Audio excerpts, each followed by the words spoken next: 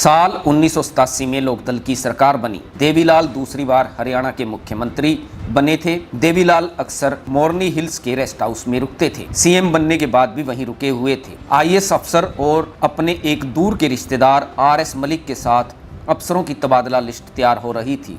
IAS और IPS lobby में हड़बड़ाहट का आलम था। सचिवालय में सीनियर आईएएस अफसर एलएम जैन के कमरे में कुछ आईएएस अफसर इसी पर बतिया रहे थे। चाय की चुस्कियों के बीच एक आईएएस अफसर ने 1965 बैच के अधिकारी आरएस वर्मा की ओर देखकर कहा, वर्मा अब तुम छुप जाओ कहीं जाकर, ताऊ अब तेरे को सींग मारेगा। वर्मा की गिनती बंसीलाल के करीबी अफसरों में होती थी। भिवानी के डीसी और सिरसा के एसडीएम रहने के वक्त वर्मा का अनुभव देवीलाल के साथ अच्छा नहीं रहा था, पर ताऊ तो कमाल के थे। इस वाक्य के करीब 5 दिन बाद वर्मा के पास मुख्य सचिव के आदेशों की एक चिट्ठी आती है। आईएएस एलएम जैन का पीए उन्हें इतला करता है कि अरे आरएस, तुम्हें इलेक्ट्रिसिटी बोर्ड का चेयरमैन बना दिया।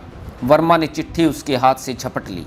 बिजली निगम हरियाणा के सबसे बड़े निगमों में था। पूरी आईएएस लॉबी वर्मा की पोस्टिंग पर हैरान थी, पर ताऊ काबिल अफसरों की कदर करते थे। अपनी नियुक्ति के कुछ समय बाद वर्मा देवीलाल से मिलने मोरनी हिल में पहुंचे। बरामदे में देवीलाल के बड़े बेटे ओम प्रकाश चौटाला खड़े थे।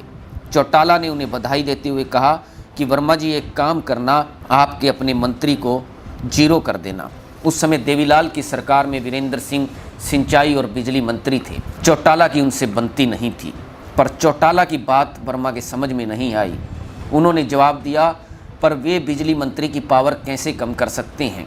इस पर चौटाला ने कहा कि आपने उसकी कोई बात नहीं सुननी। खैर, वर्मा देवीलाल से मिलने उनके कमरे में चले गए।